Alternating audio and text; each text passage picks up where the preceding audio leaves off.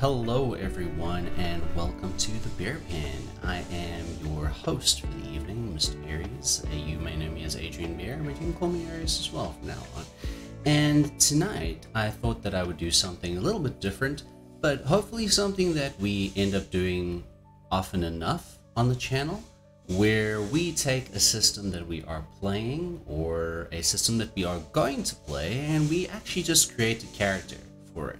So the reason why I specifically chose Mage The Ascension, which is the 20th anniversary edition that we will be playing, is because we actually have a M20 show coming up on the channel soon enough. In August, we are actually going to be starting our second show in a trilogy of shows, which we are calling the Rites of The Bayou Metaverse. So all of these shows are World of Darkness shows, and they are going to be set in the amazing city of New Orleans.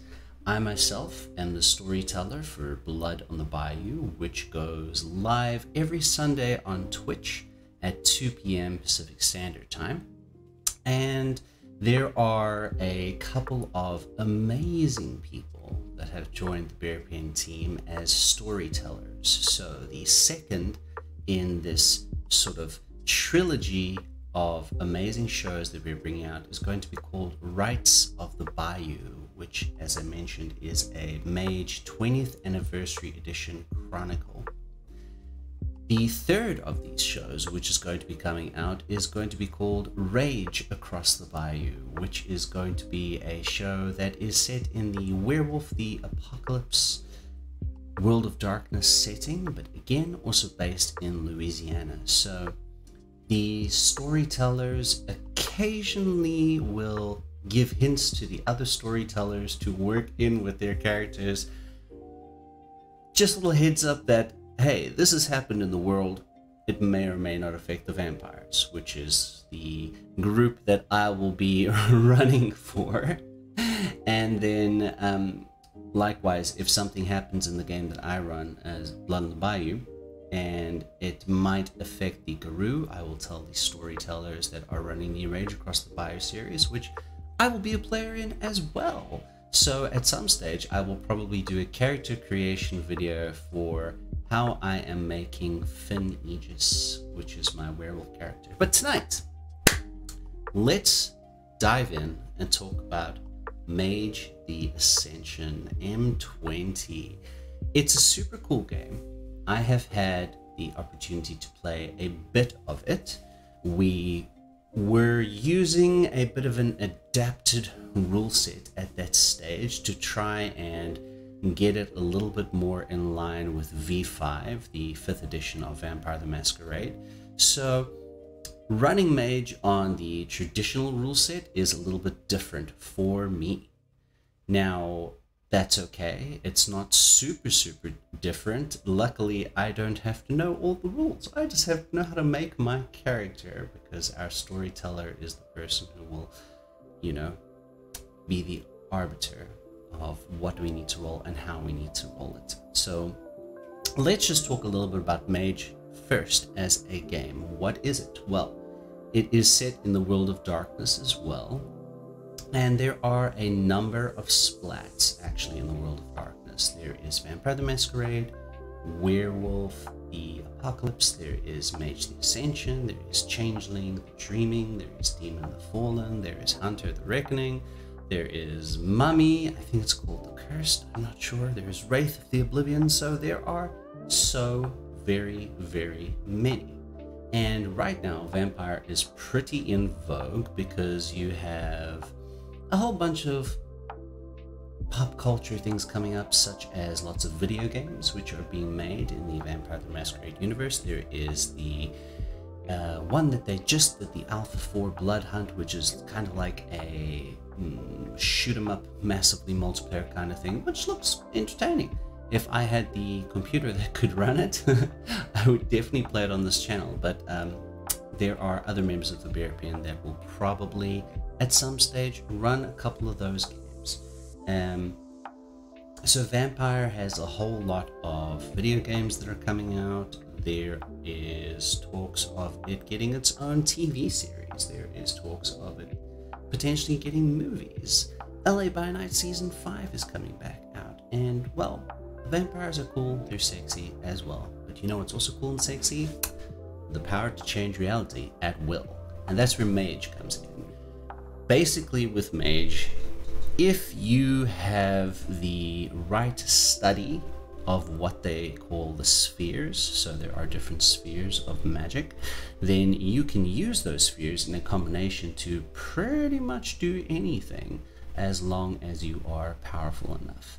But the way that it sort of gets balanced, like with vampire, you have hunger that you have to manage as a player.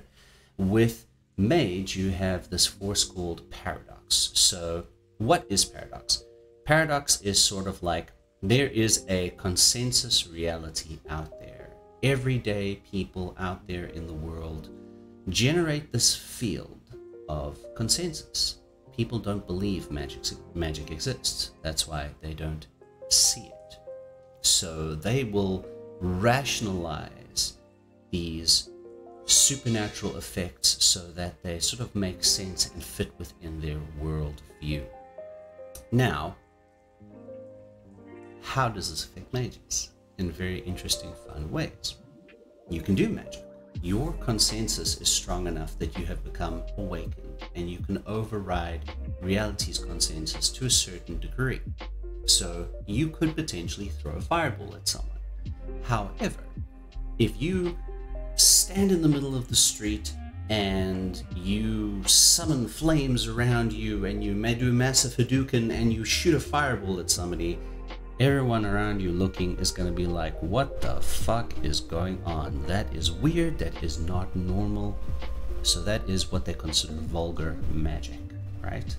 Vulgar magic is going to mean that the reality consensus is going to slap you down pretty hard and cause some bad things to happen to you.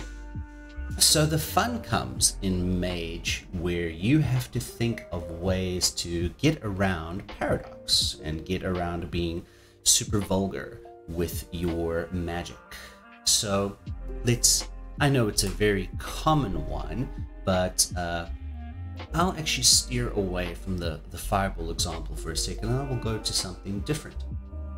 In a different Mage game that I will be playing, not on my channel, but on a different one, I'm going to be playing sort of a gunslinger. Gunslinger sort of assassin that uses magic to bend bullets, shall we say. To the average person, bullets don't fly around corners, bullets are not homing, bullets cannot cause massive explosions, generally speaking, unless they come from like an RPG or something along those lines. But if my mage wants to bend bullets, well, he is going to have to use his magic in certain ways to affect things.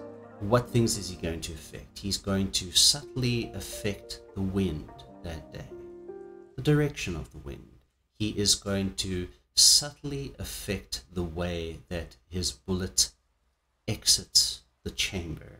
He is going to subtly affect even perhaps the movement of the tectonic plates to make his foe or the person he is shooting just lose their step just a little bit, so that everything looks very coincidental, that the bullet moved, but it's logical that the bullet moved mid-air and actually hit this person. You know, it is logical. It happened to ricochet off this sign, and there happened to be a strong wind that blowed it down the street. So you can do these effects, which is pretty fun. And let's talk a moment about getting into it. So the setting that we have, our Rites of the Bayou. I'm going to be playing an awesome Cajun trickster kind of dude by the name of Jackson DeVeaux, and you will learn more about Jackson DeVeaux when we play the game, but you'll learn a bit about him now while we do the character creation as well. I have been semi-obsessed with a YouTube channel called DJ Red, because DJ Red's awesome, and he happens to be an actual Cajun person, and he has a series called Cajun Words of the Day, like learning how to speak with Cajun words, so if you guys want to hear me hopefully not butcher a Cajun accent, make sure to tune in. Before we get on to our character creation here, I do want to go ahead and share something with you guys. And it should work this time. Hey, it's working. It didn't work last night, but I got it to work this night. The Bear Penh is doing an art giveaway. So one of our team members and a player in our Rites of Thala game, which is our Dungeons & Dragons game on Tuesdays, is actually an amazing artist by the name of B Gomez, and you can find her pretty much on all the socials at Blue Toaster Art. So what B is doing is she wants to do an art giveaway for the channel. Once we have gotten to 200 subscribers on YouTube, we will announce the art giveaway for YouTube only, those subscribers, and we will have a week, and after that week has passed, we will contact the winner of the art giveaway, and B will do a full character art commission for you, similar to what you see on screen now.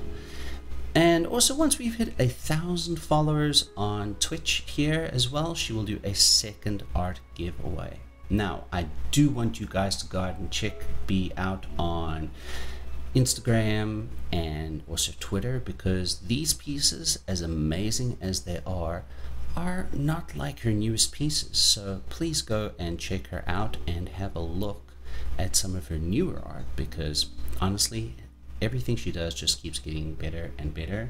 And she's also going to be doing art for a lot of our streams coming up, so I'm super looking forward to that. So again, yeah, 2 chances to win. All you have to do is be a follower on Twitch and be a subscriber on YouTube. And speaking of followers and subscribers, before we get into the giveaway, our wonderful mage creation here, I actually want to say thank you to a couple of subscribers, which I have not, well, a couple of followers here on Twitch, which I have not gotten to do yet. So I'm going to go ahead and list the 10 latest followers we had and just say a big thank you to these followers on Twitch. It's Kushi Sensei, Gone Ronan, K to the G, Mimsy, Bud Dreams, Subconscious BCM, O Red Rhea O, Quest Junkies UK, Friends LGG, Sirius 585, and Murder She Wrote. All of you guys have been followers on our channel, so thank you so much for following. It is really appreciated, because we made affiliate and we made it relatively quickly, so now we're hoping to jump up and get to that partner status as soon as we can, which will be great.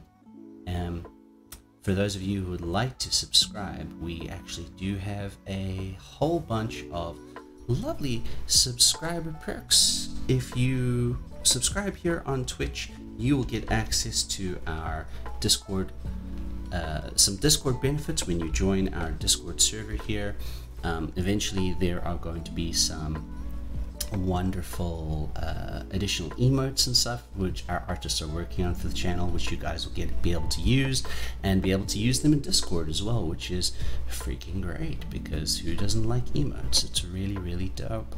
And of course, we at the Bear Penh just launched our very own Patreon, so if you want to check us out at patreon.com/thebearpenh, that's pen with an H, you will actually see that we have a whole bunch of content there already, which is exclusive to our Patreon subscribers. You can get after show chat, you can get monthly AMAs from the cast. Eventually we are going to be adding some art tiers as well from our artists, and just a whole bunch of other things. So for those of you that are subscribing and that are patrons already, thank you so much. Honestly, what you do just kind of helps us bring better and better content. The more that we go on, we are able to do things like keep Zoom calls running, we are able to pay artists more, get on special guests, and, you know, just keep the lights running, and you guys do that, so thank you very, very much.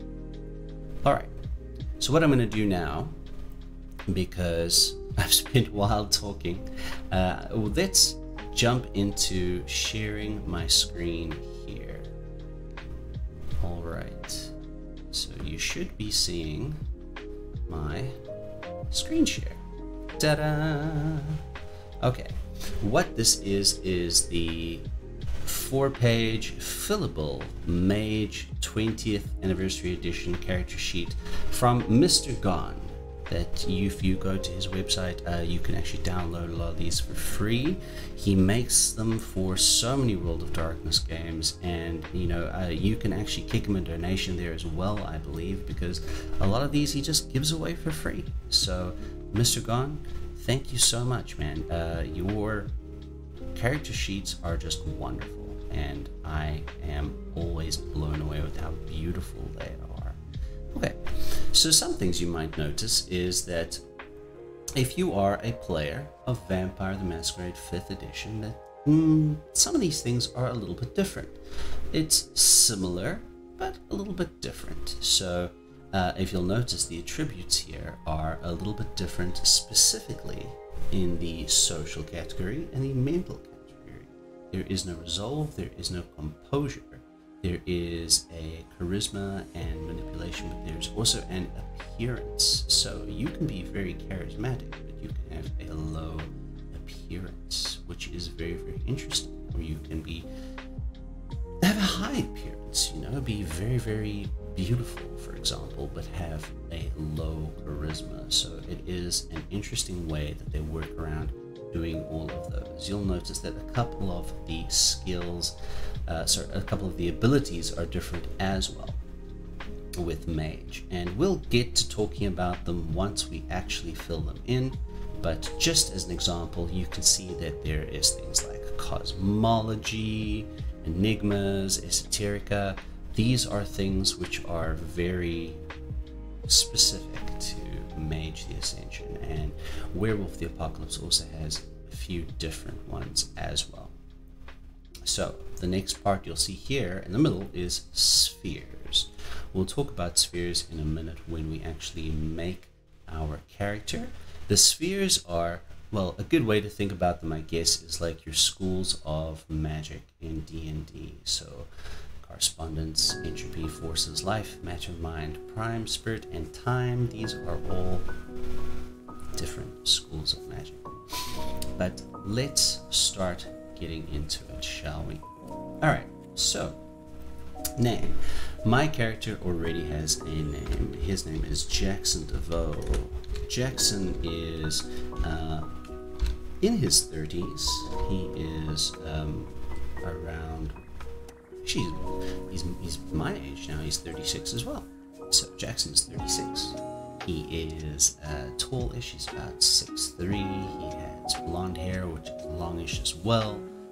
Jackson always has a pretty cocky, happy smile on his face. He likes to wear bowler hats. He is an attractive sort of dude. He is a very good singer, and yeah, I think you guys are gonna like him a lot. So the player, obviously that's me. So as I said, I am Adrian, but I also go by Aries these days. So whichever you prefer, you're welcome to call me either. All right, Chronicle is going to be Rites of the Bayou. All right, now you'll see a couple of things. We have nature, demeanor, essence, affiliation, sect, and concept. And what I'm going to do is, so I might actually end up not being able to see chat if anyone speaks to me in chat for a moment. I am going to hop over to my actual Mage The Ascension PDF, which is a beautiful, beautiful book.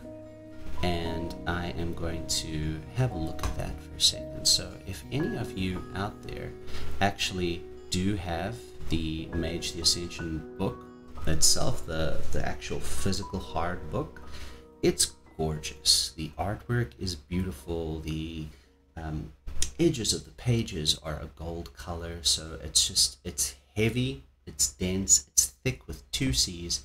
It is beautiful, and one day I shall own my own physical copy as well, but for now I have my PDF copy.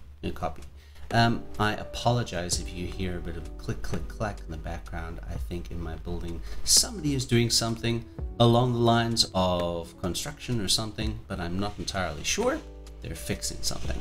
So, if you do have your own book, you can head to page 246, where it actually starts to talk about how you're going to make your character. Alright, so it says character creation. Part 1, creating your character, on page 254 to 265, covers the essential steps involved in crafting your new mage. Part 2, character traits, represents the various game traits that define what your character can and cannot do. Part 3, character progress, shows the ways in which your mage can grow, change, and prosper. So part 3 on page 335 to 339 is going to tell you how much your XP costs are, I believe. So we just need to remember, and I'm going to write it down for my own benefit as well to make it easier to jump there later on when I need to jump back and forward without having a physical book. It takes a bit of remembering. On page, in the PDF that I have, it is page 246 because it includes 247 because it includes the cover as page 1. In the physical book, it is page 246. So we're going to go ahead and jump to page 254. Okay.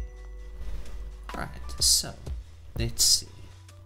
Page 254 to 260 some such. Alright. Character creation. Alright. So let's have a look here. What do we need to focus on first? There are a few things which we need to think about, which is our nature and our demeanor and our concept. So let's have a look here first. Our concept. Your answers to those questions provide the concept, the guide, or the key for your character. Now, Jackson's concept. Let's talk about his concept first, I guess, before we get to nature and demeanor.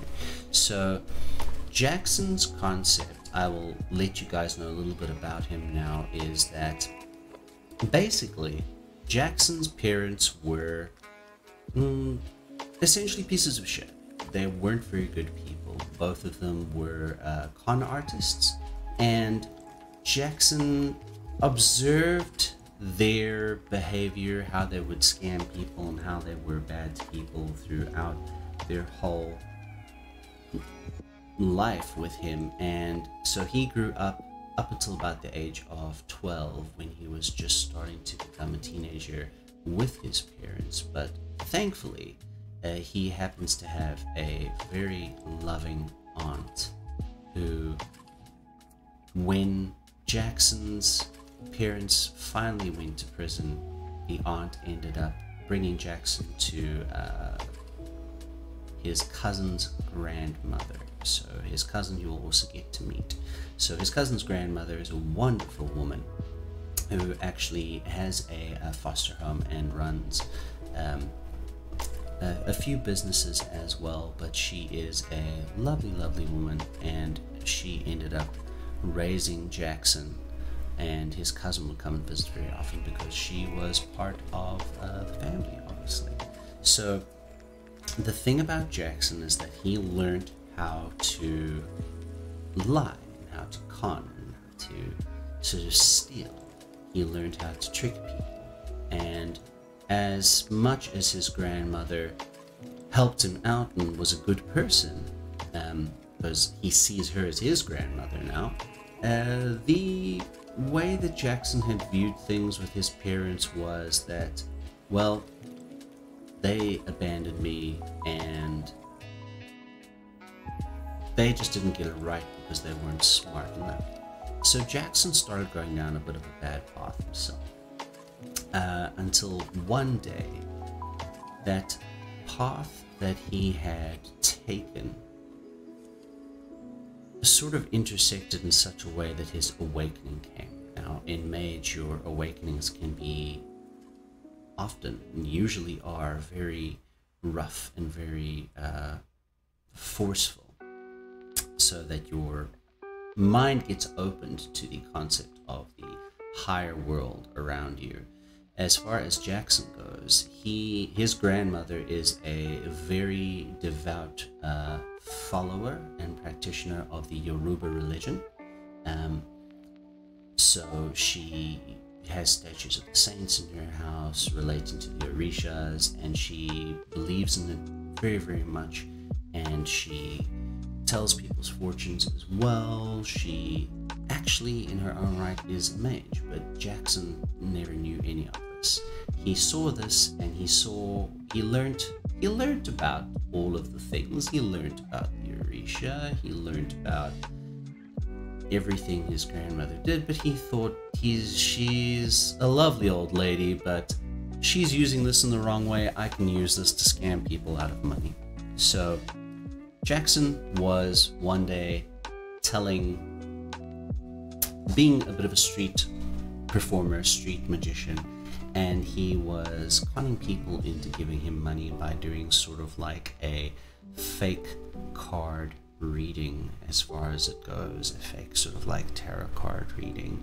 But the thing that he had actually foretold with the person that was reading the cards for him, Jackson was actually trying to get him to buy a gree-gree, which is a charm off of him. So he was reading these cards and saying, oh, you know, you've got some bad juju on you. We need to get this off of you, otherwise you're going to have a car accident, and you're gonna die. And he was very, very persuasive about this.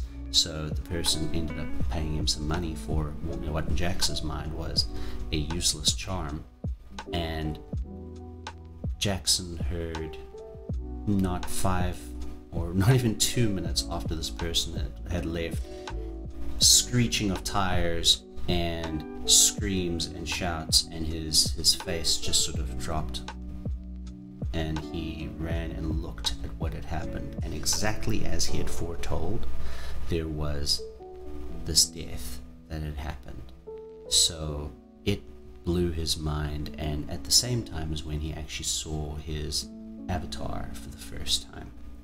We'll get to the avatars later. Anyway, so Jackson devoted his life after that to learning a bit more about the Orisha as it goes, and his own avatar, and learning how to not just be a trickster, but how to be a helpful person. So his character concept, which I went with for Jackson, is that of the helpful trickster. So I'm going to go ahead and write that in there. His concept is the helpful trickster. That's just who he is as a person. Alright, so concept. We have done that. Next part. So if you're looking at the book, we are on part 1, page 254. Okay, so we have his character concept. Now we go on to affiliation. Affiliation is sort of like how vampire has its clans and the guru have their tribes.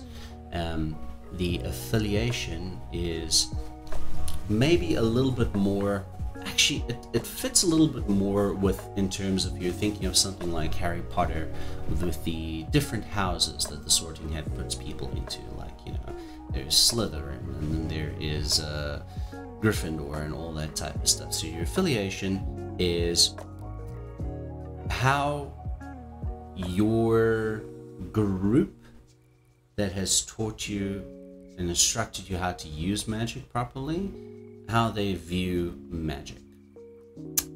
So it means that you can choose from traditions, which are mages belonging to the Council of 9 mystic traditions. So we will cover just the one that I'm going to be doing. There are a couple in the book, and there's the technocracy. So the technocracy is agents of the technocratic union. They there's a bit of a schism between the traditions and the technocracy, in that the traditions want everyone in the world to become awakened and to be able to use magic, generally speaking. So, you know, if anyone wants to jump down my back in the comments and stuff like that, this is generally speaking. Whereas the technocracy, they view magic more in terms of a science.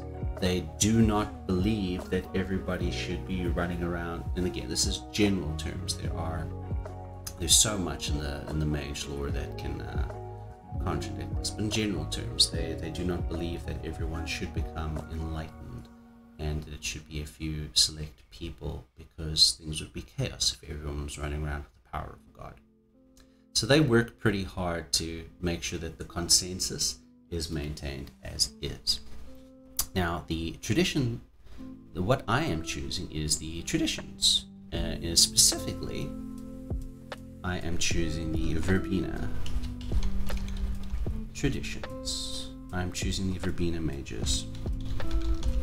Now, the Verbena mages are very much along the lines of what you might consider your old school ritual magic, like Norse paganism, or you know, again, the rituals of the worship of the Orisha, or things like voodoo or Hogan, and those would fall often within the sect of Verbena. So it is this magic that would involve things like ritual sigils, different kinds of herbs, blood, bones, things like you know, the tarot cards as well, and all these sort of like natural things that you can use to make magic. So he is a Verbena mage, which is what we are going for here with Jackson DeVeaux. All right, so we've got our affiliation, the traditions, our sect, the Verbena, and our concept, the helpful trickster. Now let's look at our essence. So let's read a little bit about essence here in the book on page 254 to help us understand a little bit about it more. Even more vital to your mage's core identity is his avatar's essence, the inner drive that shapes his approach to life and magic. This mystic inner self provides you with a rough script for your mage's overall personality. A dynamic mage, for instance, would pursue her goals with intense passion, whereas a pattern-oriented mage would strive for stability and permanence. By the way, it's worth remembering that every mage character should have at least one dot on the avatar background. Strong avatars, that is, ones with more dots than that trait, will express a more potent sense of essence through the mage. A character with only one dot in his avatar will feel occasional stirrings of his dynamic essence. For example, one with avatar 5 would be so dynamic that he'd really sit still for more than a few minutes at a time. So I want to actually jump to, so that on my PDF is page 256. I'm going to jump to the index page here, because I want to actually read a bit more about the different types of essences for you guys, for you lovely, lovely people. All right, let's have a look here. We're looking for essence. Now, I already know what his essence is, because as I said, I have played him before, but I want to, you know, help you guys get an understanding about what essences are. Okay. So, essence, let's see, it might be on page 266 to 267, let's see if that's the correct one there, 266, alright, let's see if that's going to, there we go, avatar essences. In the book it is page 266, in the PDF it's like page 267, 268, so a couple of the essences, the different types. There is dynamic, there is primordial, there is questing. All right, so and there is pattern as well. Dynamic essence embodies change itself, manifesting as a mercurial temperament, passionate emotions, restless drive, and fickle spirits. Dynamic avatars compel their mages towards daring experiences. Okay. Primordial. Before the light and order existed, primordial chaos was the essence of the universe. Even now, that eternal enigma beckons to the human soul in the shape of eerie and often sinister avatar forms.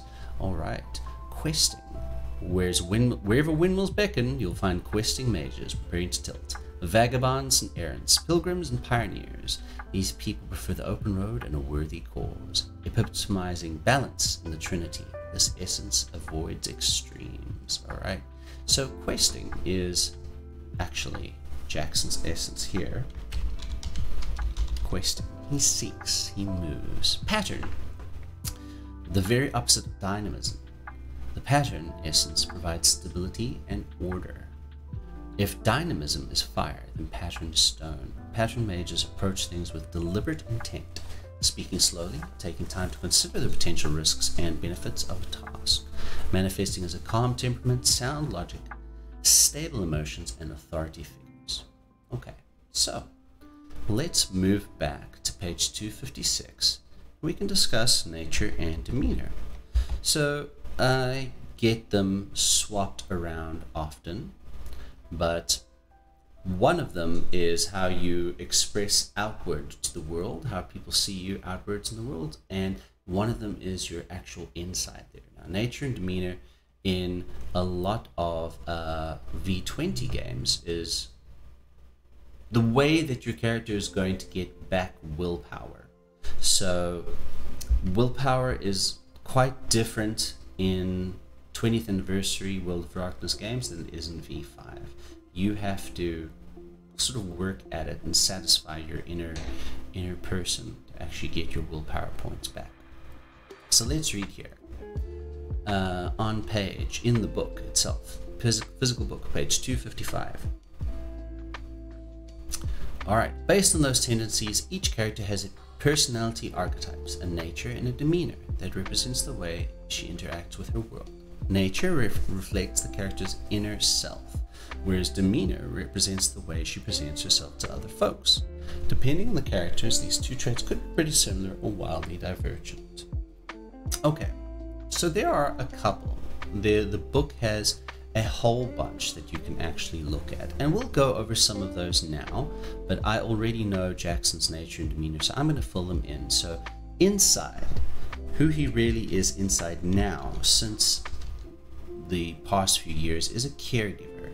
He wants to make sure that people are okay. He wants them to actually realize where they might be messing up in their own life and messing up in others' lives, and make it right for themselves or make it right for others. He cares for people, and the way that he does that, the way that he gets there, is through being a trickster. That is his demeanor, his outward thing. He's a trickster, he's a prankster. He likes to play tricks on people. So if I have to think of the way of back in the day, before V5, I say back in the day as if I'm so freaking old now, but a lot of what Malkavians used to do, I guess they still do that in a way, is that because they see the world as essentially maybe truly is, they might do weird things to other people in terms of, you know, doing something that they might consider a prank. But the reason behind it is because they're trying to get somebody to see the truth of the situation. So it makes perfect sense to them. And in a cosmic sense, it makes perfect sense too. Now, Jackson is not like a Malkavian, but in the sense of, if you guys know some of your trickster mythology, he is very similar to the spirit of Coyote. He is as far as his sort of like avatar and or guardian angel sort of spirit among the Orisha goes, it is gosh, I have to double check now. I'm going to speak under correction, but I think it's Elegba, but give me a second here. I am actually a Eshu. There we go. Eshu. Thank you. Eshu is the trickster god of the Yoruba. So the Orisha are. I am actually a follower of the Orisha. I am a follower of Umaya myself, and Oshun too. So Umaya is very much the ocean and magic and many other things, and Oshun is love and the rivers and abundance and many other kinds of things as well. So Eshu, I'm sure, is a big influence of my life too, because the trickster is always trying to get you to realize how you can be better in your own life, how you can be better in yourself. So yes, Jackson himself is definitely patroned by Eshu, and that is his personality. He wants people to see where they're messing up themselves and others, basically. All right, so let us continue here. Let us continue here with our next section. I'm not sure if the music is coming through okay here, guys. If it is not, I can probably turn it up a little bit. I don't want anyone to be like drowned out by the music, but I do want it there in the background just so it's audible, that people can hear the music in the background. Let's try and bring that up just a little bit. Maybe you guys can hear that. I'm sure it's okay. I'm sure it's okay where it is. Maybe it's just a quiet song that's going on at the moment. All right, let's move on in character creation and see what we can see. All right, we have got our top part all filled out, which is great. Now, attributes is the next part. Attributes. So now in V20, the attributes in V20 and in Mage 20 and Werewolf 20, they work different from V5. So your spread is a little bit different. You are going to choose one to be primary, one to be secondary, and one to be tertiary. So if you look at the sheet, you can actually see that there is already a dot in each of the attributes, so that you start out with one in all of them. Then you choose either physical, social, or mental to spend an additional 7 dots. Then you choose your secondary attribute, where you'll spend 5 dots, and then you will choose your tertiary, where you'll spend 3 dots. So I have a wee bit of a cheat sheet here from my old character sheet, so I am going to use this one to whack it in. Now, Jackson is primarily a social character, very much here. He is a social character, so he's charismatic. So we're going to spend 7 points in social. So Jackson's pretty charismatic. So we're going to start out with 1, 2, 3. And he is a good looking dude as well. So 4, 5. Jackson is quite good looking. Manipulation. He knows how to. He definitely knows how to, because he's been a grifter and a bit of a trickster. So he is 3. So that's 6, 7. So you'll see I spent 1, 2, 3, 4, 5, 6, 7. Now, I might, using my points later on, actually increase his attributes higher than that, because Jackson's good looking, so I might raise his appearance up to 4. Okay, secondary. We want to spend 5. So what we're going to do here, I think secondary, Jackson's in good shape. He is in good shape, so physical is going to be his secondary stat here. So we are going to spend, he's definitely quicker than he is stronger. He's good with his hands, so he can do card tricks, he can pick locks, all that type of stuff like that. So we're going to give him 2 extra points in dexterity. Remember, I want to spend 5 here, I believe. 7, 5, and 3. So we spend 7 there, 5 here, and 3 here. So 1, 2, Strength, he's alright, so 3. Stamina, yeah, 4. And then we have one more. One more. Where do I want to put it? In his dexterity? In his strength? Or do we want his strength and his dex to be fairly balanced? Or do we want to give him a little bit more stamina? That's a good question. Do I have anyone here in chat? What do you guys think? If anyone's there in chat, give me what you think. Should I spend that extra dot in strength, dexterity, or stamina? If anyone is there in chat right now. It says we have one viewer. I'm not sure who the one viewer is, but thank you for viewing, one viewer. It is much appreciated. Let me think about Jackson a little bit. Stamina. Stamina can he go for a long time? Does he have a high-ish constitution? He can definitely drink a lot, but he also gets pissed pretty quickly as well, I would say. He likes to drink, but he doesn't handle it very well. You know, I'm going to say do I want to make him super dex? You know what? I'm just gonna dump it in strength, because why not, right? So Jackson's strength and his dex are pretty balanced. So 1, 2, 3, 4, 5. We spent 5 there, which means we now have 3 to spend here in mental. So perception, intelligence, and wits. Perception, intelligence, and wits. I definitely think he has a quick wits about him. Is he perceptive or more intelligent?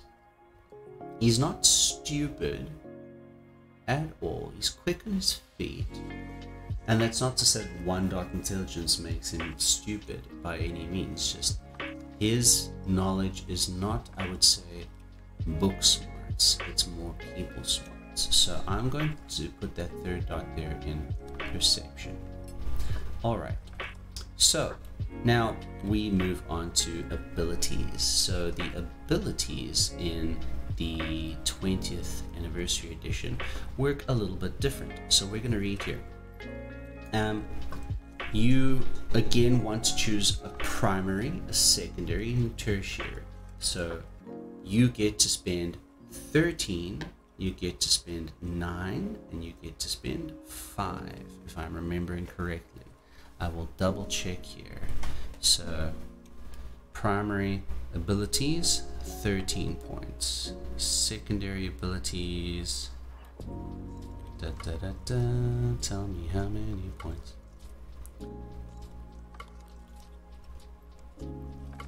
Secondary abilities. Alright. So luckily I wrote this down a little bit earlier, but because we're going through the book, let's actually find the right page. So we were on page 246, if I remember correctly. Creating the character. Alright. So traits. We'll get to the traits in a moment. Character traits, creating your character. There was the expending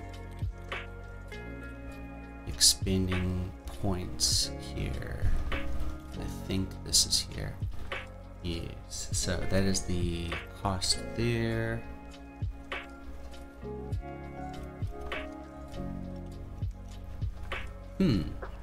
This is one of the gripes that I do have about this book, is that because it is so massive, they could have structured it a little bit better. It's beautiful, but they could have structured it just a little bit better. So what I'm going to do is jump to the index, and we are going to look at abilities and find out the proper distribution, because I'm pretty sure, because I want to tell you guys the page number, because this is a character creation video. So let's get as in depth as we can. So we are in the index and we are looking for abilities. Abilities 275 to 300. All right, let's see if that's where we want it. 275. Okay. All right. so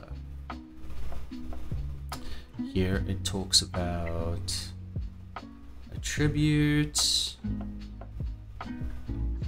Alright, so on page 274 it starts to talk about the abilities. Okay, so we want to read here. Core abilities. Talents.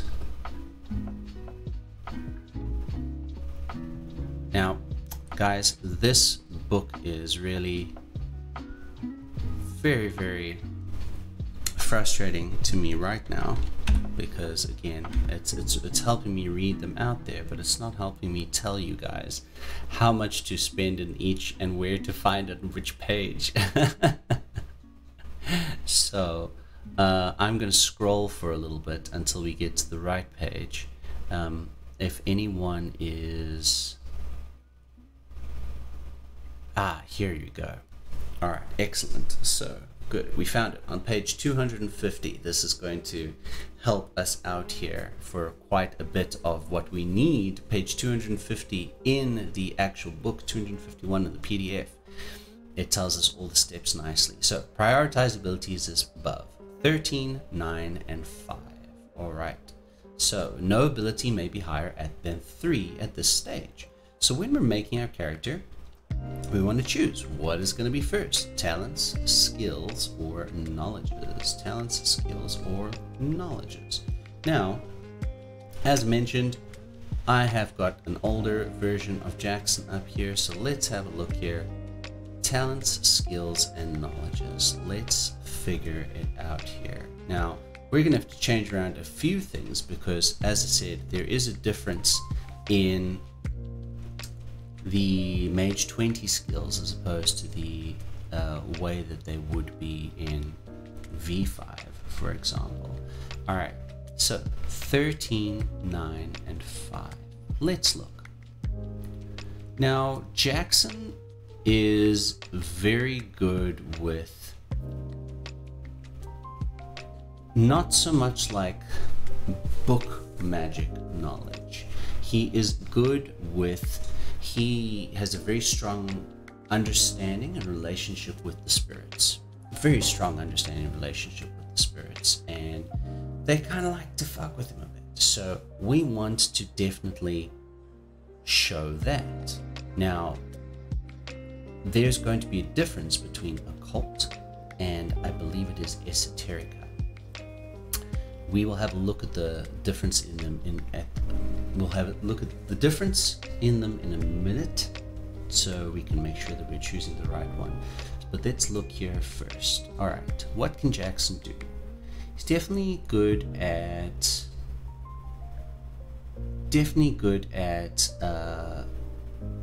hiding his intentions, so subterfuge. He's definitely good at subterfuge. Expression, express himself, I say he's good at that too. Is he a fighter? Not really. He's more of a runner than a fighter. So he's definitely more athletic than brawly. He's a very good singer though, so there might be performance in here somewhere. These skills are just different enough that we might have to read to them all in the book. 13. Oh gosh, it's difficult to choose one.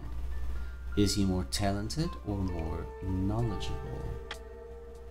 Or more skilled? Gosh.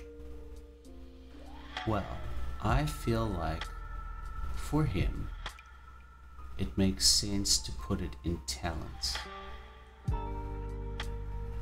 It makes sense to put it in talents. So we're going to put 13 into talents.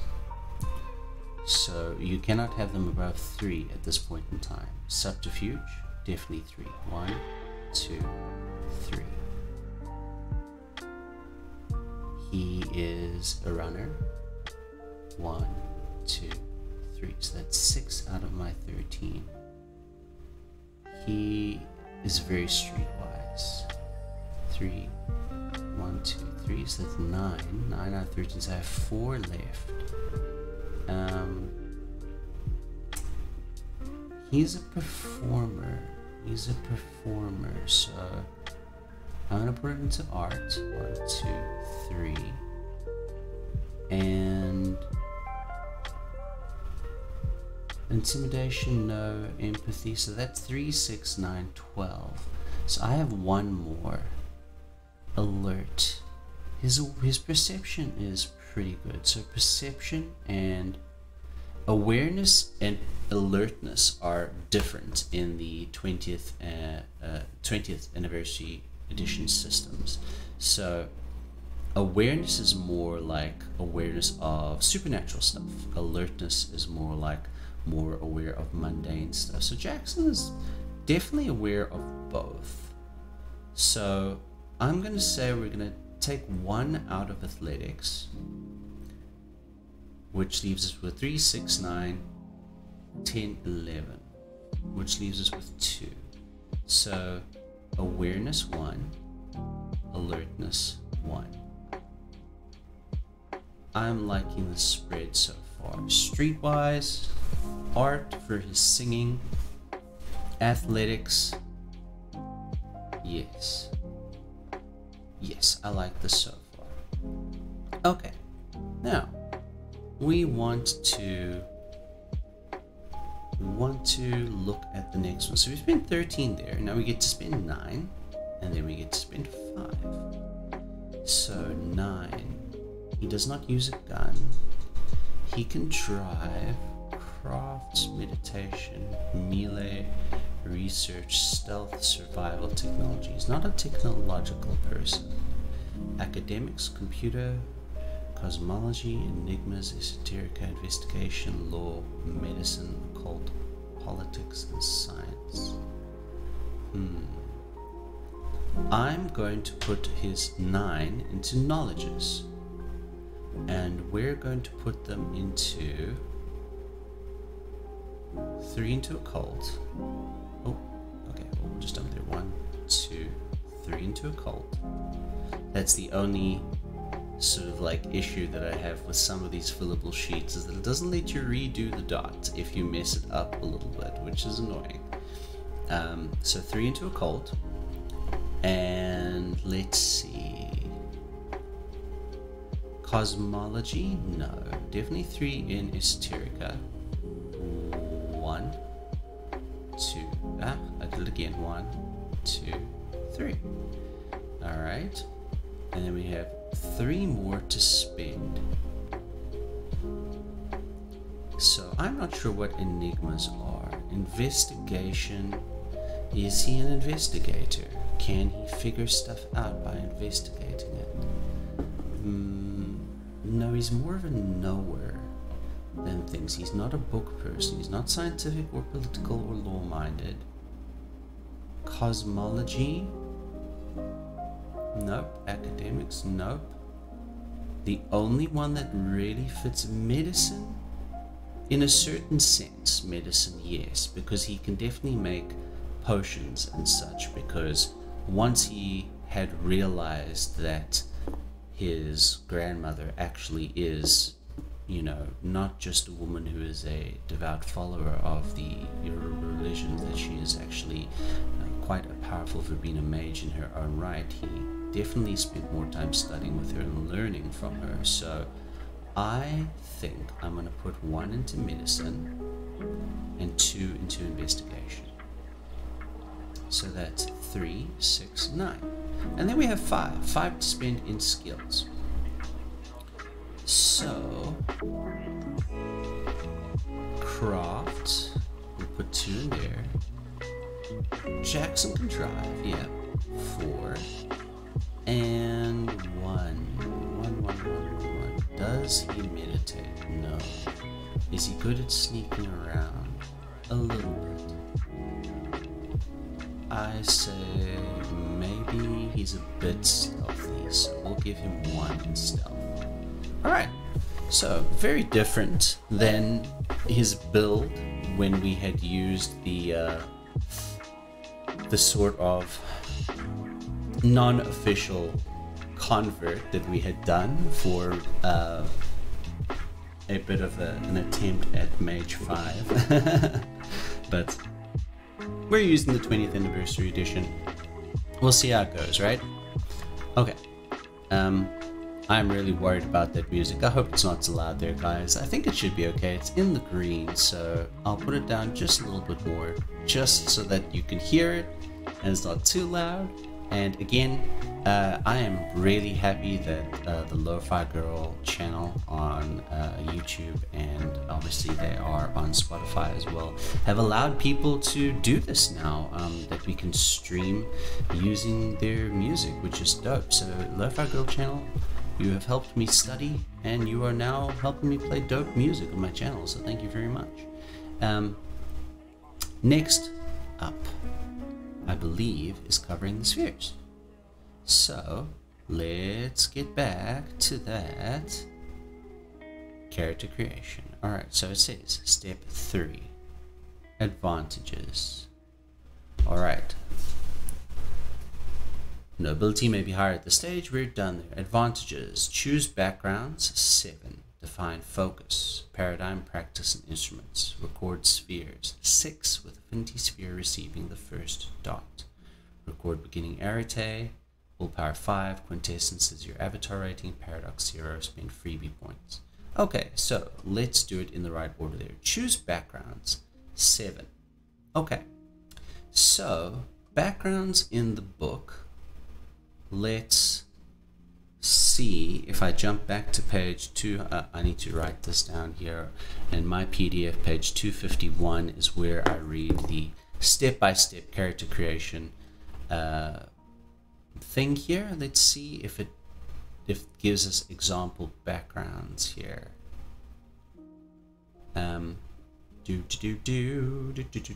Yes, it does. Okay, so in the book itself, the backgrounds are on page 301 to 328.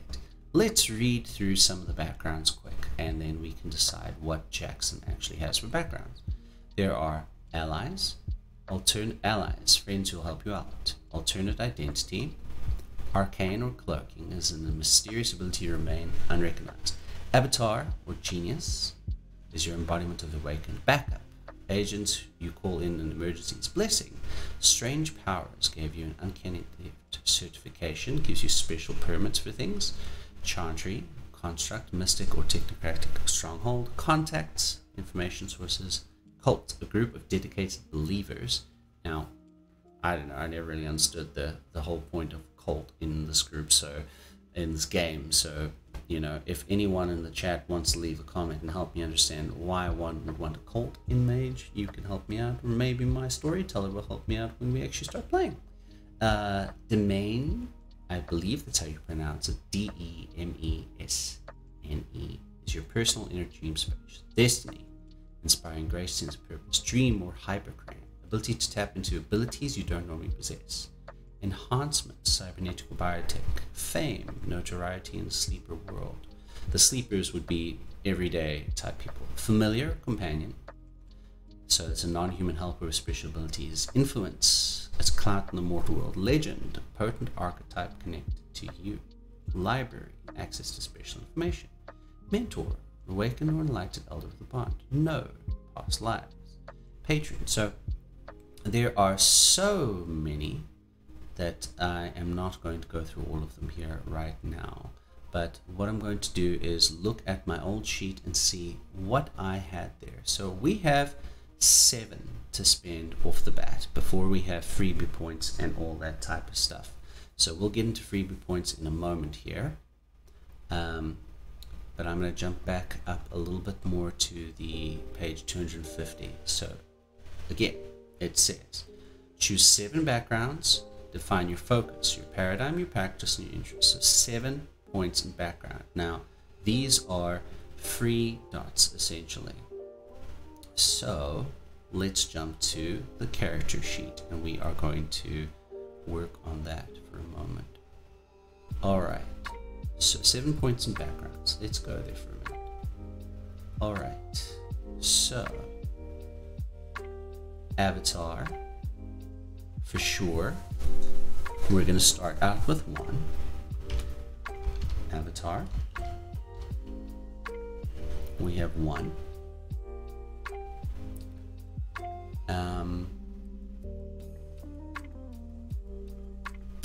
And I will get into this a little bit later when we are talking about the merits and the flaws here, because there are merits and flaws in the books, and there are different types of you can find other lists that are not in the book about your merits and flaws, but let's just go into this a little bit beforehand there. Okay, so avatar, we've got 1 so far. He has a familiar. He has a coyote spirit, and he is very cute and a huge pain in the ass, and I love him to bits. We'll just put that at 1 for now. So that's 2 resources. We're going to start him out with resources of 2. So that's what he actually has, how much money and stuff he has there. Resources 2 for now. So that's 1, 2, 3, 4. We've spent 4 there. Okay. So we're gonna dump up there allies. Now, the allies, you're gonna see that I'm going to put something in here which will make sense in a minute. It is my manifested avatar. This is a background you can choose as a merit you can choose, having a manifested avatar, which means that let's talk about the avatar for a minute. So in Mage the Ascension, there is this idea that your soul, your avatar, is the part that sort of connects you with being able to do magic, perform these higher abilities. Now, your avatar can look like a very certain way. It can be, I don't know, like the expression of an Oni or a Shinigami or, you know, anything along those lines. And the avatar reincarnates all the time. Well, the avatar is immortal, essentially, and you reincarnate, and the avatar is reincarnated in you all the time. So in the sense of Jackson, his avatar is actually going to be manifest. So we're going to dump other points into this at a moment, but that's 1, 2, 3, 4, 5, 6, 7. So his ally specifically is going to be his manifested avatar, and we're going to talk about that in a second there. So I've spent my 5. Now you can see my arete is equal to my avatar rating. That's very important. Arete allows you to use quintessence, and quintessence is certain extra magical energy that you can draw from certain places, and you can generate in certain ways, and you can use it to fuel extra successes and all kinds of things. So your quintessence usually is equal to your, I believe, your arete rating, but we will talk about that in a second. So I've spent those 7. Let's look at the next part. Define focus, paradigm, practice, and instruments. Okay, so let's go onto our next page.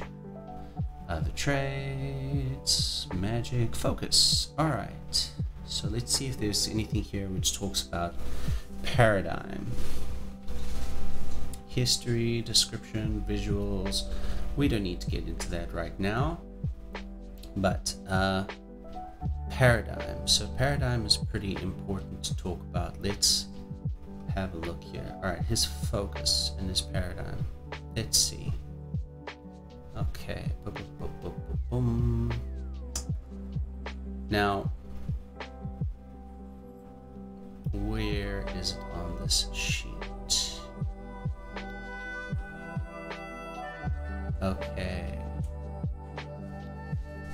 All right, so your practice is going to be how you do your magic, basically. Your practice is going to be how you do your magic.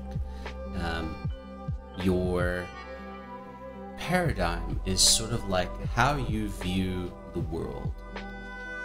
And your instruments are the things that you use to actually do your magic.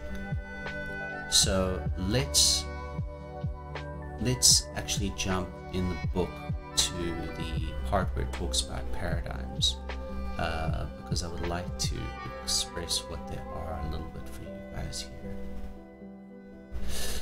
I'm going to look at the index again, so we can talk a bit about paradigms.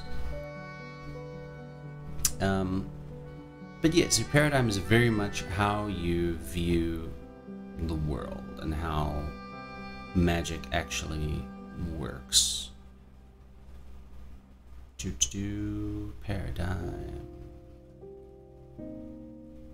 Paradigm. All right. So I think it might be on 616 to 617.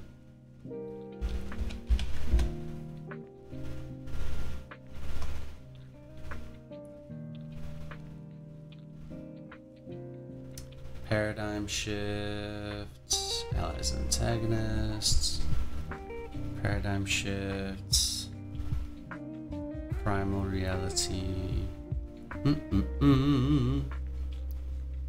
technocratic reality, earthly foundations, reality zones. Alright, so that was not, those were not the droids we were looking for on that page for us to talk about paradigms, so let's find the right page to talk about paradigms. I wonder if this is going to be an easier page to actually talk about it. Nope, that is not the good page either. Alright, let's see 61 to 64 might hold the keys here, page 61 to 64.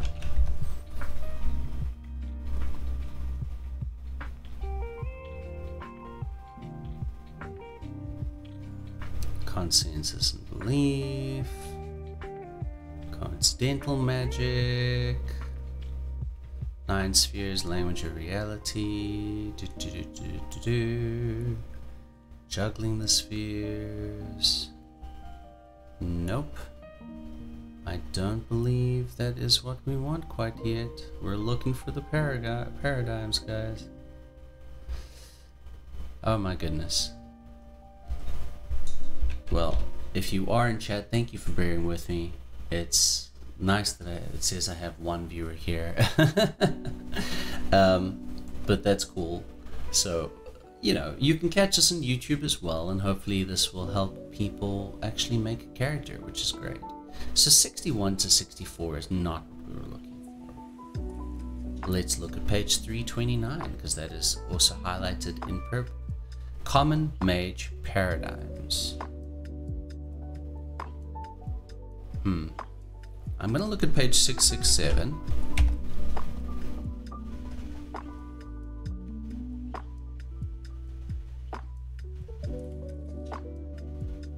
Nope, that wasn't it either. But for purposes of this, because I'm having a heck of a time with the with this friggin' page there, his paradigm will be creation is innately divine and alive. So that is how he views the world and the universe, and that everything is alive. So his paradigm, creation is innately divine and alive.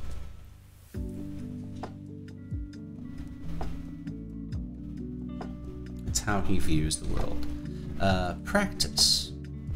So in terms of the way that it is presented in New Orleans and his grandmother, it is through worship of the Orisha, but under the way that the religion changed and became voodoo.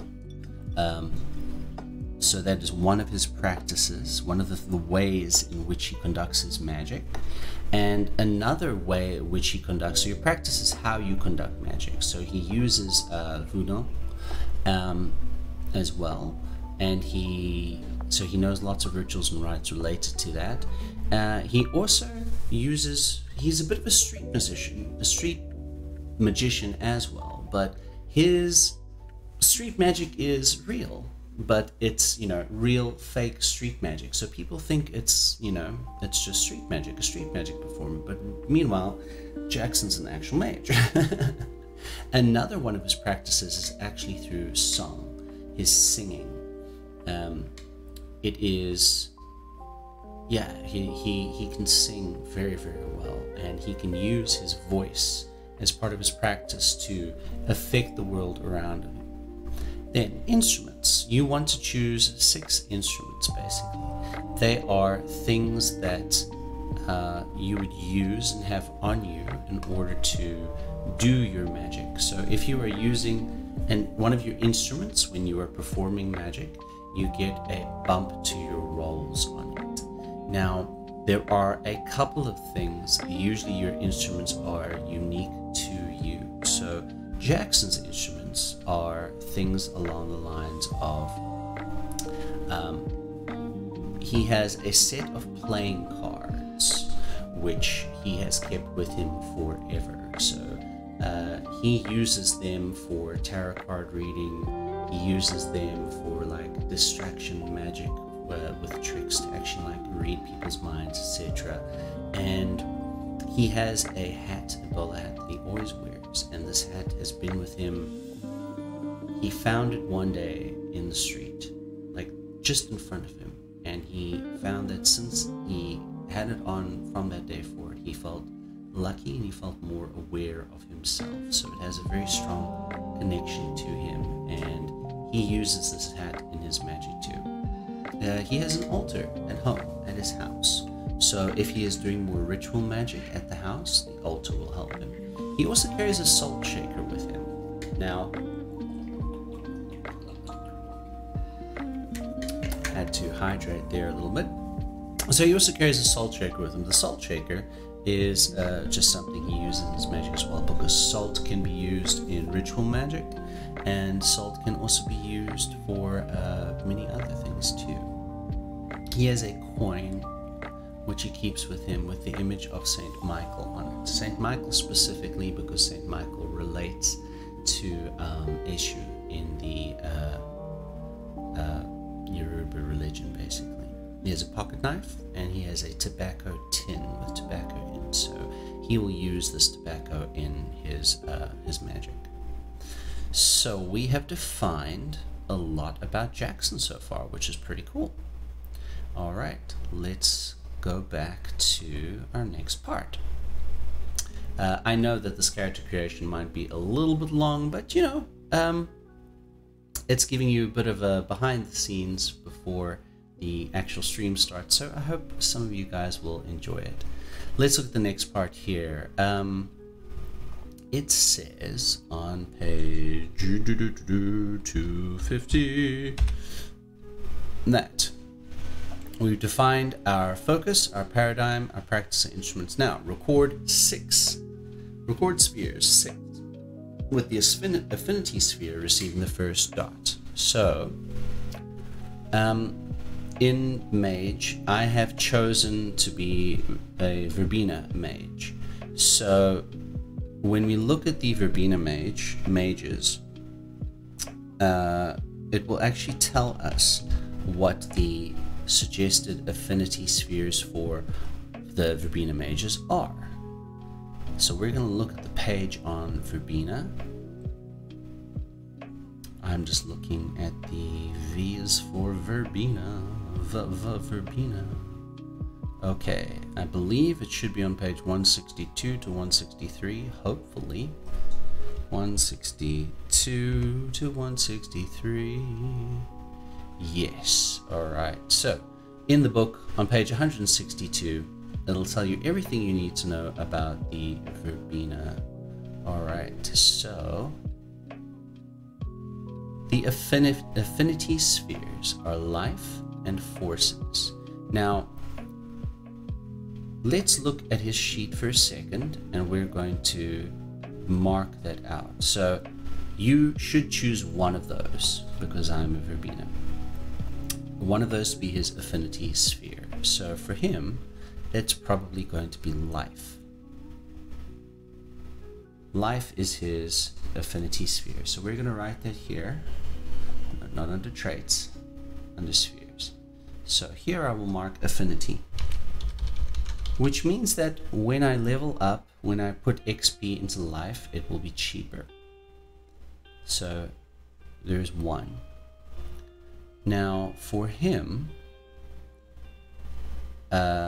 he is going to have 2 in entropy. Entropy magic is kind of like, it's not just the forces of like decay and such, it is also the force of luck as well. So he's very much based on luck and spirit.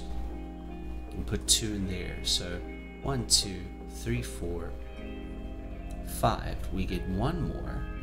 For him, he starts out with mind. Alright, because he's definitely a mind mage as well. So that is my split. I have got 6 in spheres. Okay. Let's go back to the book here, and I will actually read up a little bit for everyone on the spheres quick. And again, you can find this all in the book on page 251 downwards. It can actually tell you a little bit about all these different kinds of things. So spheres. The spheres as they relate to the traditions if you're not a technocrat. Correspondence. This one here. Correspondence, understanding the connections between places, spaces, and things. Entropy, study of mortality, probability, and chaos. So they can affect luck as well. Forces, command over elemental energies. So that is like wind, fire, earth, air. Life, influence over organic beings and the physical structures of living bodies. Matter, control over inert materials, objects, and solid elemental structures. Mind, influence over emotions and thoughts, including the ability to project consciousness from one's physical body. Prime, control over primordial energies. And spirit, contact with otherworldly spaces and entities, considered an art by mystics and a science by technocrats. Though in game terms, it's all the same thing. Time, perception of and influence over temporal states and time-based phenomena. Alright, cool. So we have recorded our spheres. Let's look at the next part. Record beginning arete 1, it's already on there. Willpower 5. Quintessence is equal to your avatar rating. So right now my quintessence is 1. Alright.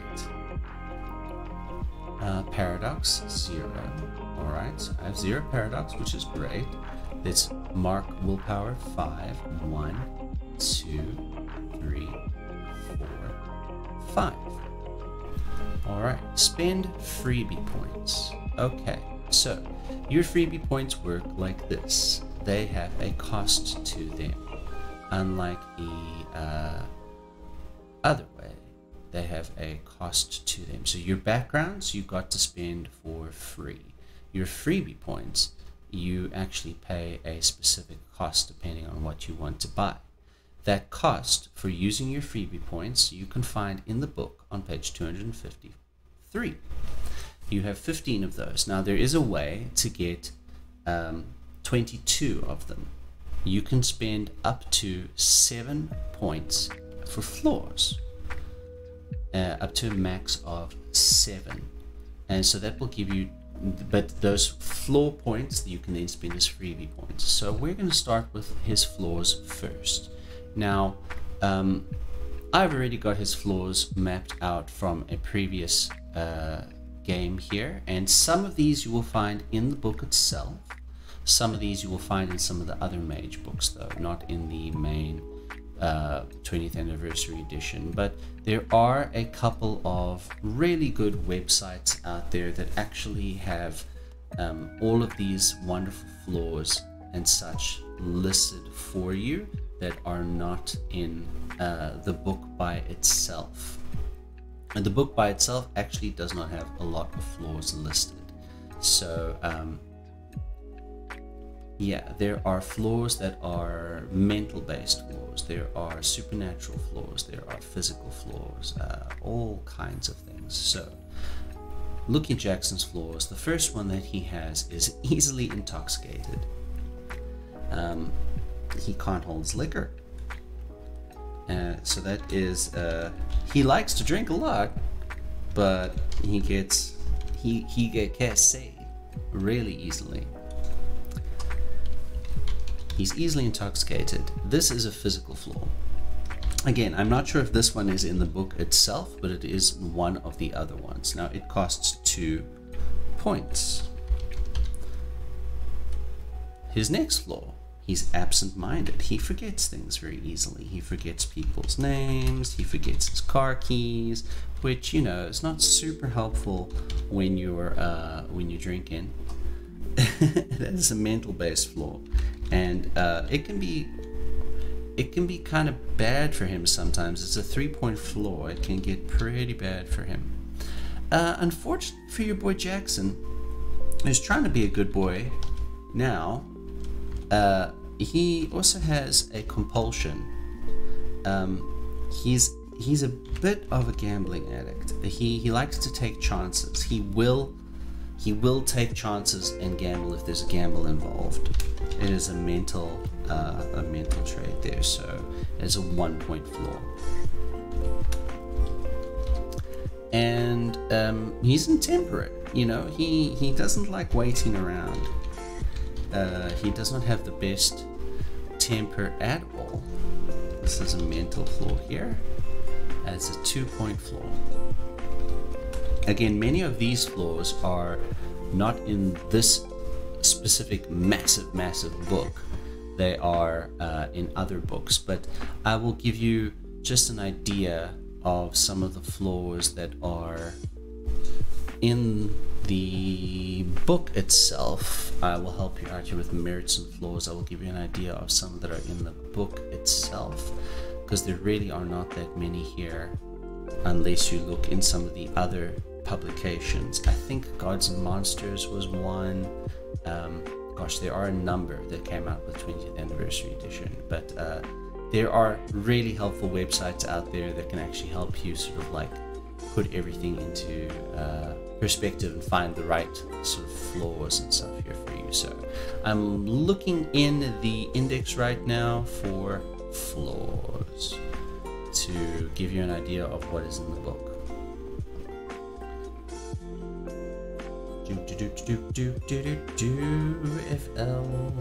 FLAWS.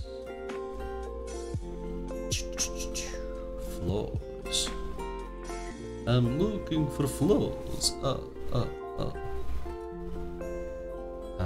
Fetishes. Where are the flaws?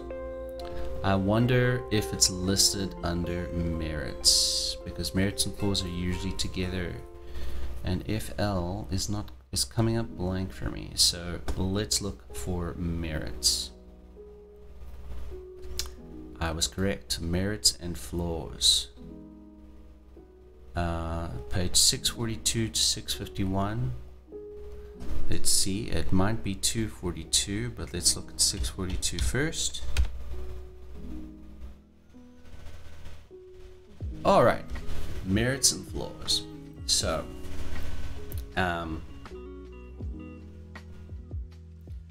flaws as they are in the book. Not too many that exist. There's addiction, which he has the compulsion there. There is construct, cursed, a 1 to 5 point flaw, deranged, echoes, enemy, PTSD, stress, atavism. So in the book itself, not too many, to be honest. So I would highly recommend looking at some of the other books or looking on the internet and work with your storyteller to get a more rounded amount of merits and flaws for your character creation. Okay, back to the merits now. So I now have extra points that I can use. I have created 22 freebie points. So what we're going to use in them is looking at his merits first before I spend some of my XP. We're going to spend these ones first, his merits. So this one might not be in this book, but it's in the other books. But he has an enchanting voice. It is a physical thing because, again, one of his tools is his voice. It is a physical merit, and it is a two-pointer. He's a good-looking man, so he is stunning. Now, let me double-check that is in one of the lists that I can take still. I believe it is merits, physical merits.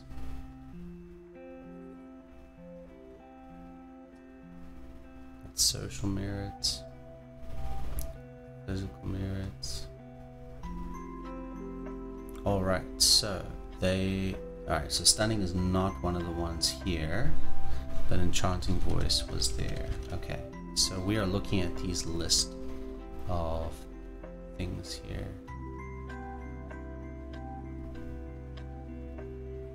Physical merits. Well, we'll actually have a look here at different ones. So enchanting voice might not be under physical, it might be under something else. Might be under supernatural here.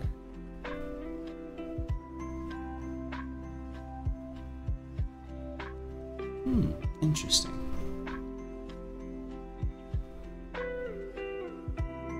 Well, let's have a look.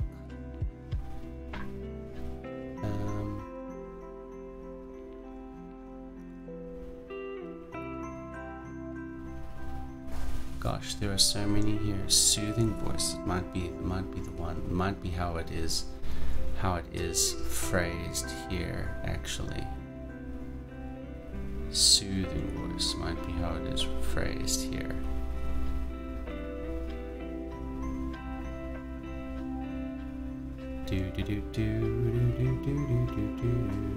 But specifically, I wanted to look for the enchanting voice. But let's read here quick.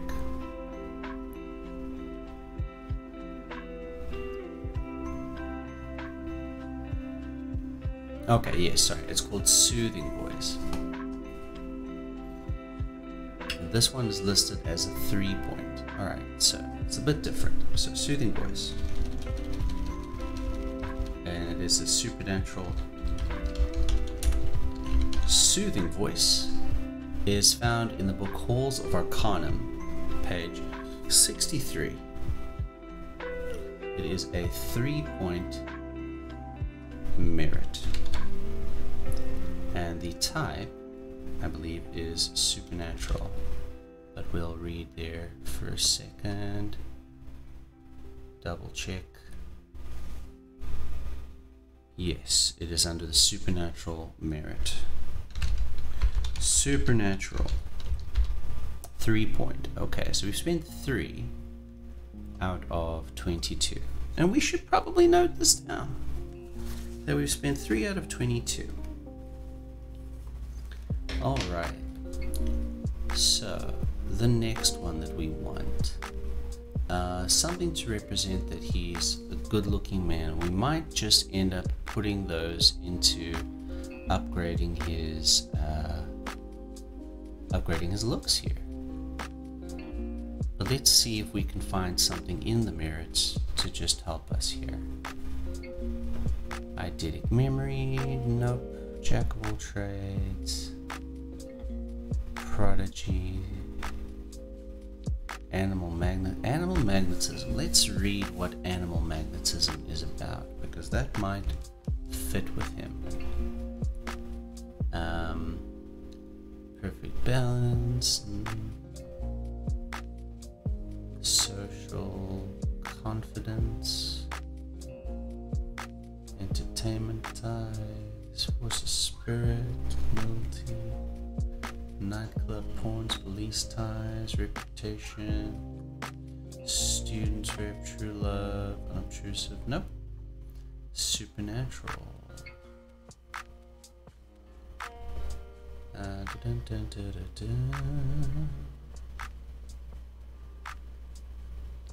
There are just so many here, guys. This is wonderful and horrible at the same time. Okay, so we're looking here at animal magnetism. There we go. It is a 1-point thing. You are especially attracted to others. You receive a -2 difficulty on seduction or substitute rolls. However, this will aggravate others of your gender. This comes from the Book of Shadows, the Player's Guide for Mage The Ascension, page 34. Alright, so animal magnetism.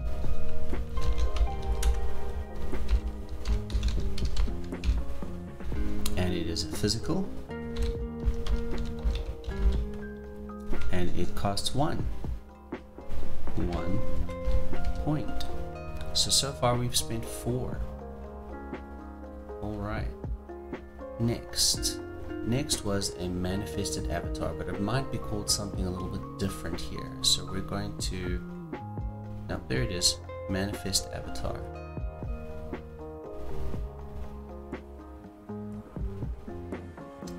Three points. Manifest avatar. Okay. It is a supernatural. Alright. Most people see their avatars only during the seeking ritual. Your mage just drops by every day for tea. If he doesn't hang out round the clock, the avatar is completely invisible to everyone but your character and those who can read your mind, unless you take this merit in combination with the ally's background, which I did. So this is a 3 point. So Jackson's avatar is his ally. That's why I'm putting it at 3 point as well. So other people can see it as well. The way that I play Jackson is that he also has a guardian angel, which is the next one we're putting in here. And for him, the guardian angel is actually the Orisha Eshu, who is the sort of like trickster Orisha. And his avatar is also the sort of like trickster type person, and so is his familiar, Coyote. So at any point in time, he's never sure whether his familiar is his familiar, or his avatar, or his guardian angel. And the same for all three of them, which is pretty great. So I have a lot of fun with it. That's supernatural. So the next merit, again, the last merit that he has is guardian angel. And we will write there for a minute. Guardian angel, which in his case is actually Eshu, the Orisha Eshu.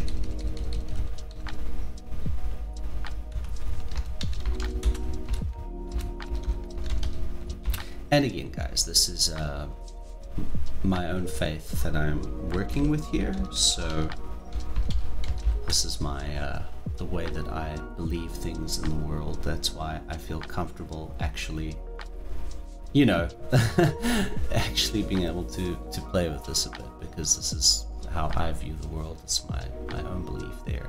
So we will tell you in a second now how much the guardian angel costs in terms of money expenditure, points expenditure, you know. Again, I don't think Guardian Angel is in the normal book by itself. Guardian Angel. This one was in the Book of Shadows book, the Player's Guide for Mage The Ascension, page 34. It is a 6 point. A 6-pointer. Supernatural. Alright, so someone or something watches over you and protects you from harm. You have no idea who or what it is, but you have an idea that someone's looking out for you. In times of great need, you may be supernaturally protected. However, one can never count upon a guardian angel. The storyteller must decide why you're being watched and what is watching you, not necessarily an angel despite the name. And for him it is the Orisha there.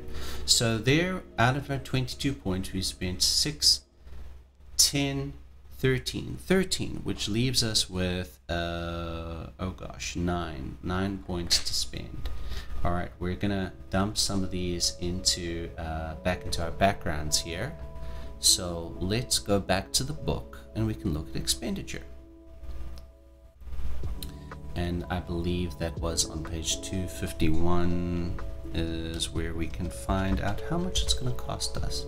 Not quite on page 251, a little bit more down on page 253 in the book. If it's the PDF, 254. So freebie points. Now, backgrounds, 1 per dot. We have 9 to spend. We have 9 to spend. So we're going to dump 2 into Avatar, 2 into Coyote, into the Coyote Spirit. Oh gosh, which means we spent 4 so far. We've got the manifested Avatar already.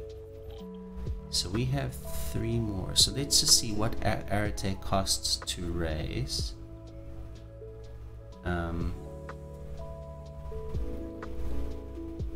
4 per dot.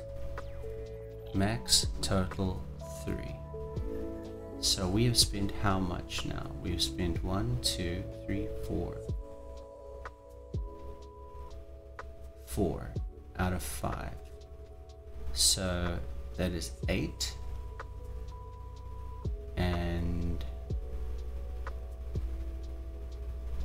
that is 8. We have 1 more that we can spend. 1 more that he can spend. All right, so just for the sake of this, we're gonna pop 1 into Chantry, because we are playing with a Cabal, and it'll be good. Now, I believe that might be us done. Let's double check the steps. Describe appearance, impressions, quirks, behavior, Yeah, so that's us done here, guys. We have, I'm gonna save this, download please, with, oh no, download with my changes, please, with my changes. Yes, replace Jackson there. And then the rest I will add the experience points that I'm using. So my starting quint here should actually be equal to my Arete, which is now 2. And yeah, so that's that. All right, let's jump back over onto Streamlabs here, and we are going to go back to the 1-player screen there. All right, guys, well, for those of you watching on YouTube, thank you very, very much for subscribing. I know that being here in Asia, my time zones are a bit different for everyone else, so don't worry if you didn't catch us on Twitch. It is okay. It is okay. Thank you so much for watching, for subscribing, for liking, and thank you so much for jumping on the Patreon and, you know, helping support the cost of all the different shows and helping us get on our different special guests. Looking forward to you guys watching our mini series, which is another Mage show, which will start on August 29th, which is going to be story told by Felled Flames, who is our friend Zach. Zach plays Kenny Hartsmith in Blood on the Bayou, and we have a stellar cast. We have Eliza Pearl will be playing as a cast member.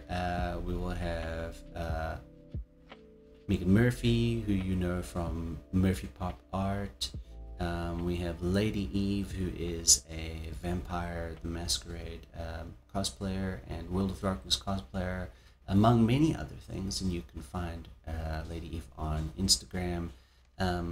I will be playing as well Big Dude Ree, who you can also see on Lords of Faerun on Kira's channel, which is twitch.tv/Kira858, and I'm also in Lords of Faerun. So if you guys want to see some really cool characters, an amazing story that is DM'd by Eliza Pearl, check out Lords of Faerun on twitch.tv/Kira858. I believe for those in the States, it is Saturdays at 12:30 PST.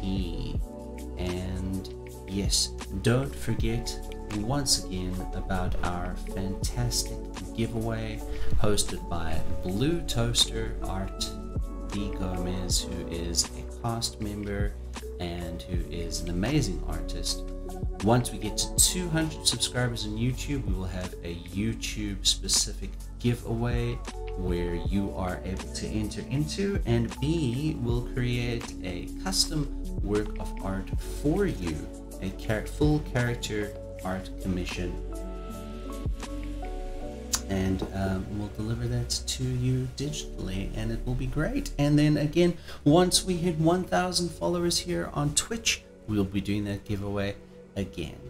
So I am Aries, your DM for Knights of Thala, your storyteller for Blood on the Bayou. You can also call me Adrian Bear. If you would like to follow me on any of the socials, you can follow me at the Adrian Bear on Twitter. I am also on Instagram as well. I believe I might be at the Adrian Bear there too. I post things mostly about the channel these days. The Bear Penh has its own Instagram as well. And for anyone who wants to have a bit of fun, play a role-playing game, I am also hosting games quite regularly. You can commission me through kofi.com/AdrianBear/commissions, where you can book a one-shot game for you and your friends at either D&D, Vampire the Masquerade 20th or 5th edition, Fate, any of the Fate games, City of Mist, I can run that for you as well. And yeah, pretty much those are the systems that I like to run and like to play. And if you want to have a persistent campaign, I can do that for you as well. So head on to ko-fi.com/AdrianBear/commissions and check that out. You can have a look at some of the work that I do and the games that I host as well. Anyway, thank you all so very much for joining tonight and joining today, and I hope this has helped you make your own Mage the Ascension character. I am Aries, I am signing off. Stay beautiful and have a wonderful, wonderful day.